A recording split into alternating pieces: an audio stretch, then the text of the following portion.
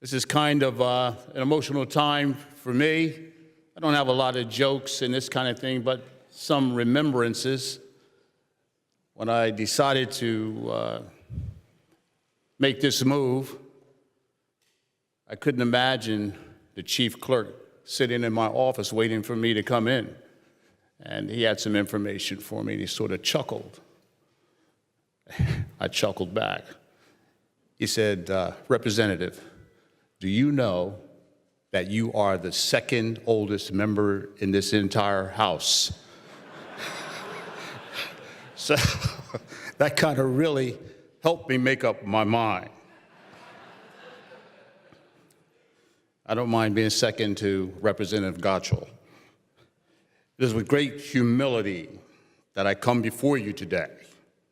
As you know, I had a long and rich career in education and as a track coach, and I had established a record of volunteering many hours in my community.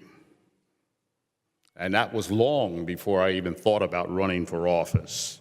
I was probably the most unlikely candidate with a remote chance that I would actually even considering running for office. But I'm glad I did. And though I wasn't your typical freshman, each of you graciously welcomed me. And I really, truly thank you for that. Sometimes you made me feel uncomfortable, like I was a star or something taking care of me. But that really resonated with me. And though I wasn't, I'm grateful for the opportunity afforded me by the members and the constituents of the 74th Legislative District. Along with you, and with the hardworking and committed staff here in Harrisburg, and that means that all of you, because I do observe and I watch what you do on both sides. And our constituents have no idea, because you really, really make this place work. I guess the next phase of my life, because I think I did make a difference in my community and to my constituents, I'm proud of that. When I retire, it won't mean sitting back and doing nothing. Rather, I feel I'd better prepare to give back to my community because I served here with all of you. I've gained valuable insight and established strong relationships, and much to my surprise, I know my community even better than I thought I did before I got here. After nearly 50 years of service, it can only get better from here, for me in particular. The complex challenges we face today, ladies and gentlemen, need all of us. Wherever we are, we cannot afford to be negative, and we cannot afford to turn on each other. We're here for business. We represent an awful lot of people in this Commonwealth. We can address the needs of our citizens, our state, and our nation by working together with all of our communities. I'm not deterred by the challenges ahead. At the end of the day, we will come together to make our communities better for everyone. That's all of our communities. People from all persuasions, backgrounds, and political and religious affiliations show up at our door. They pour their hearts out, and they rely on all of us to help.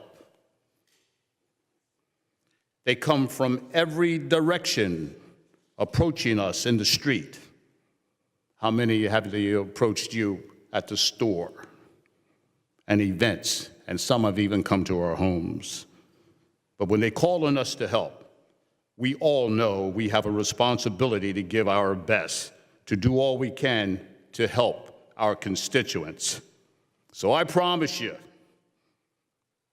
that even in retirement, I'll stay the course. Doing nothing has never, ever been a part of my game. I know you will all stay the course, whether actually working or not, collectively, We will continue to make a difference along with the new wave of legislators and citizens to come, or citizens that care. Reality is that our paths may cross again, but only if we intentionally stay in touch. That is always the intent, but let's make it happen. And even if our paths do not cross, we will know that there are others out there based on our shared experiences and who we are. We are all doing all we can to make it better for all of us and our citizens. It's been my pleasure, ladies and gentlemen, to serve with you. And I mean that from the bottom of my heart. I thank you, and I thank all of my staff members. Joni Mitchell, my right hand here in Harrisburg, and Reggie Ward, my district office executive. Mentioned Andrea Keenan. I've even had superior help from the Mace, Jim Fada. I have another young lady here that started this process with me, and she was with the beginning, and she started my campaign, and she even became known as my second wife at times, Trish Milanese, and she's in the rear. All of you have gone above and beyond to help me. And finally, some of my guests that are here, especially my wife, my daughters, my granddaughters, and I thank those who helped and supported me. I have one young gentleman with me, my brother, Larry Lewis. Some of you may remember him. He served as executive guard from Governor Casey all the way through to Governor Rendell. Larry Lewis. Stand, Larry.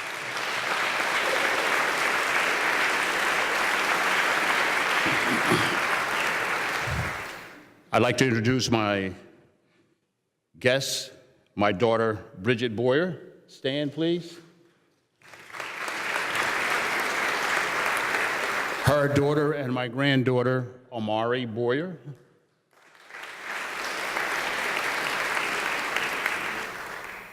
My eldest daughter, Stephanie Montgomery.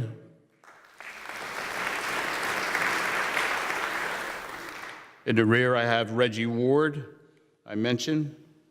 Allison Evans.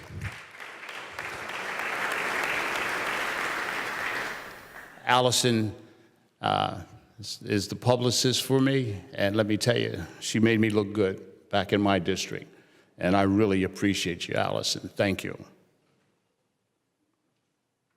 Anne Marie Franciscus, a guest. Please stand.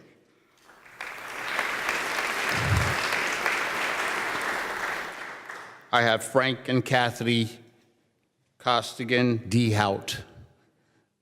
Please stand. And another friend, Sherry Keene.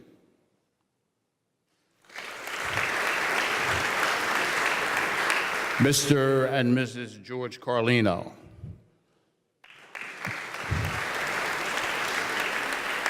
And last but not least, a very, very close friend of the family and mine, Earl Johnson.